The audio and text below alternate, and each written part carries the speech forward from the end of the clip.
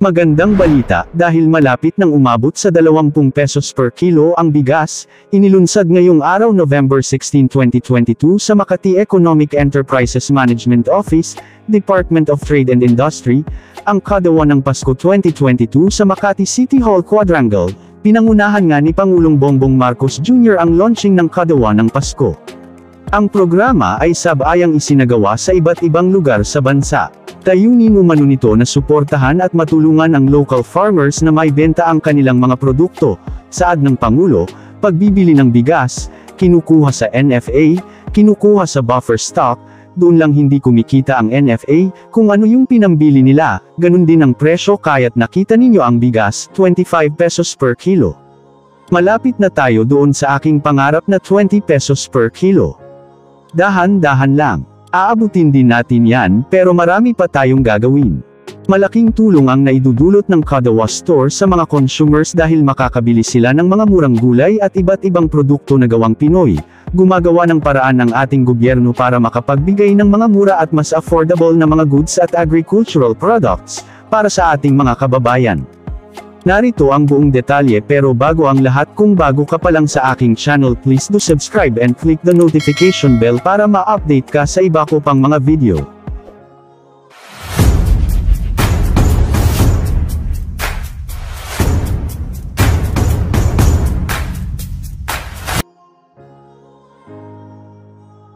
Ladies and gentlemen, the President of the Republic of the Philippines, His Excellency Ferdinand R.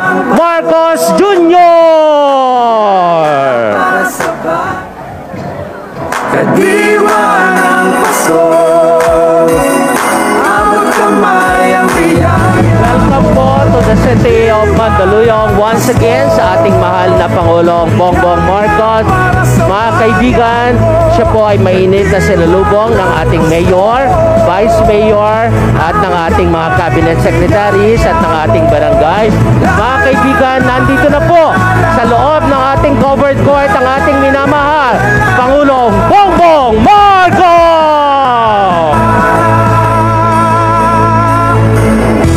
So gaya ho na sinabi ko sa merchants natin, so papalapit na po ng papalapit, mga kaibigan, ang ating mahal na Pangulong BBM. Magandang umaga po mga tiga Mandaluyong. Isang karangalan ang ipakalala ang Pangulo ng Republika ng Pilipinas, ang kagalang-galang Ferdinand Romualdez Marcos Jr.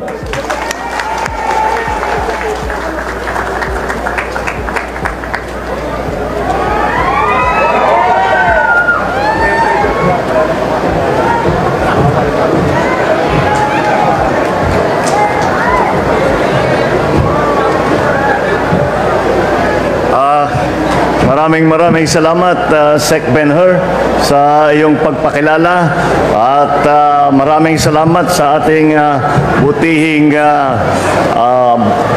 bagong first timer na mayor, first timer ni Apo Mayor Abalos, ang ating mga kasamahan dito ng mga si Vice Menchi, who has always been and lahat ng mga ating mga konsyales at lahat ng mga LGU na tumulong dito para gawing mabuo natin itong pagbubukas ng kadiwa ng Pasko. Magandang umaga po sa inyong lahat. Mabuti na ako'y natutuwan at nakabalik ako ng Mandaluyong dahil mula nung kampanya at saka nung halalan ay hindi ko pa kayo napasalamatan sa inyong napakainit na pagsuporta sa binigay sa amin ni Inday Sara sa nakaraang halalan. Kaya't ngayon pagkakataon ko na magpasalamat sa inyo, sa inyong lahat, sa mga opisyal na tumulong sa atin, at kayo po na talagang hindi nyo po kami pinabayaan. Maraming salamat po.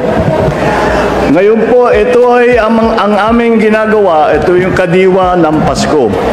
Dahil ito ay aking ginawa bilang Secretary of Agriculture. Kaya naman ako nag-Secretary of Agriculture para magawa ko itong mga bagay-bagay na ito, gawing national, yung mga magagandang project.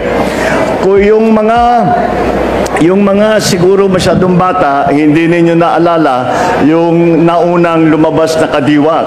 Ganito rin, ang kadiwa ay nagdadala lamang ng mas mura na bilihin para sa taong bayan.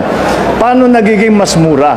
Nagiging mas mura dahil ang pamahalaan, unang-una, pagbibili ng bigas, kinukuha sa NFA, kinukuha sa buffer stock, doon lang hindi kumikita ang NFA. Kung ano yung pinambili nila, ganun din ang presyo. Kaya yung nakita ninyo yung bigas, 25 pesos. Palapit na tayo doon sa aking pangarap na mag 20 pesos. Pero dahan-dahan lang.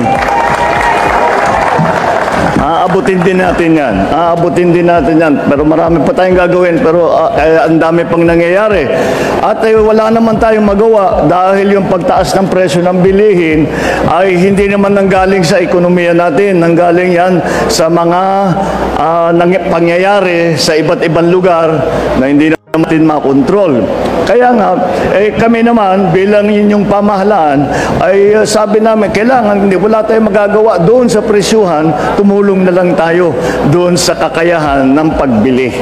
At yan ang naging yan ang kaya meron tayong fuel subsidy, kaya tayo meron AX, kaya tayo merong tupad para makatulong din kahit papano na mabawasan ang ginagastos ng taong bayan.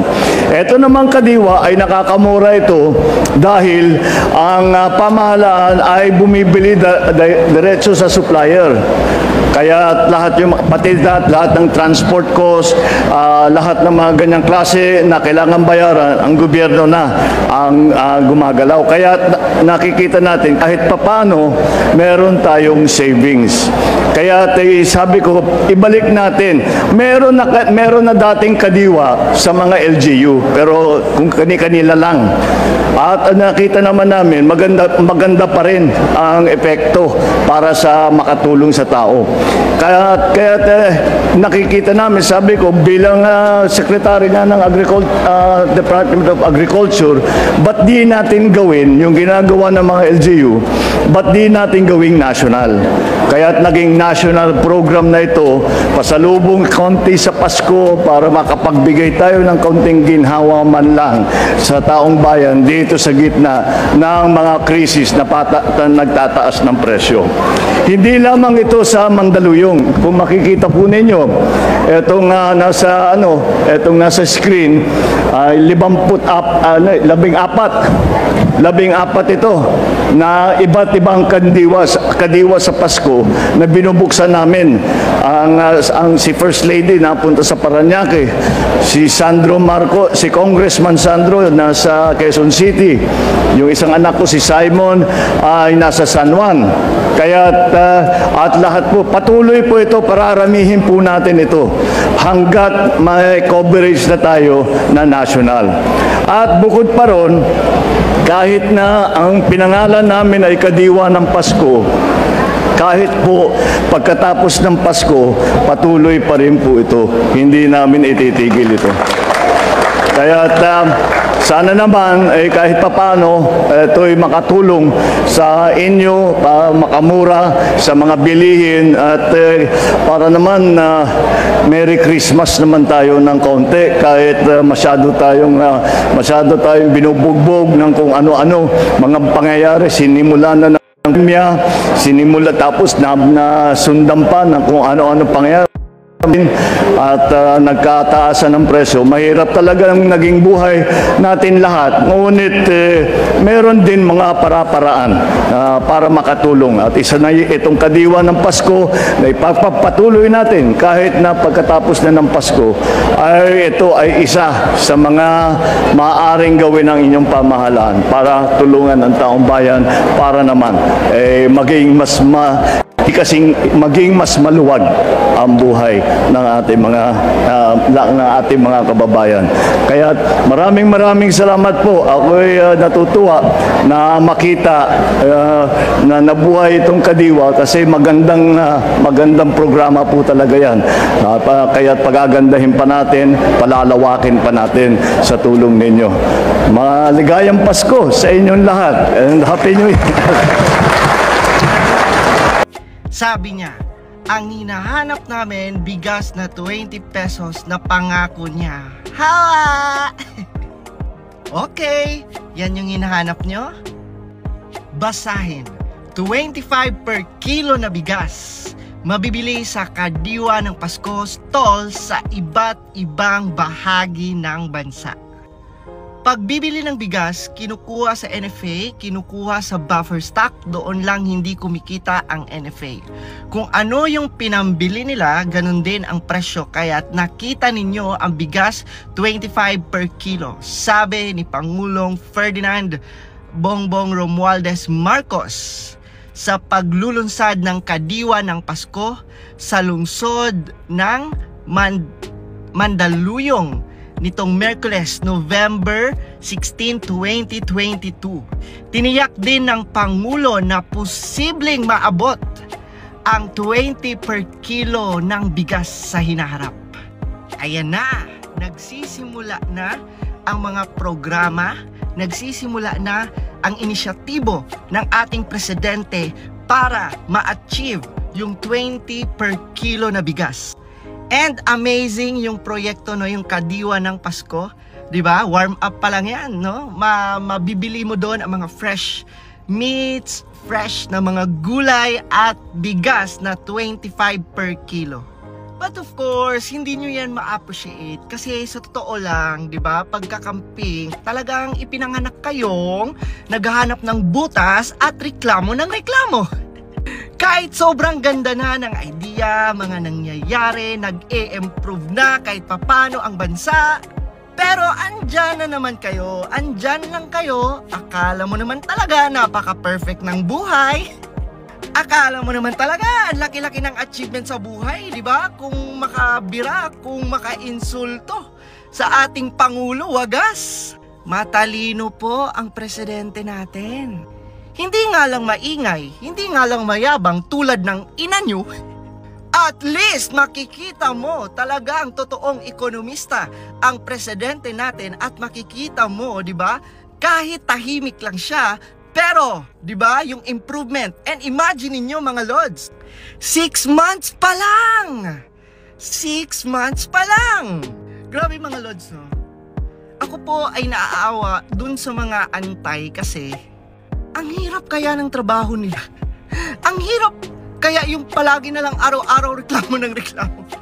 Ang hirap kaya nung araw-araw ka na lang maging negatibo sa buhay. Samantalang ang ina nila nasa ibang bansa. Woohoo!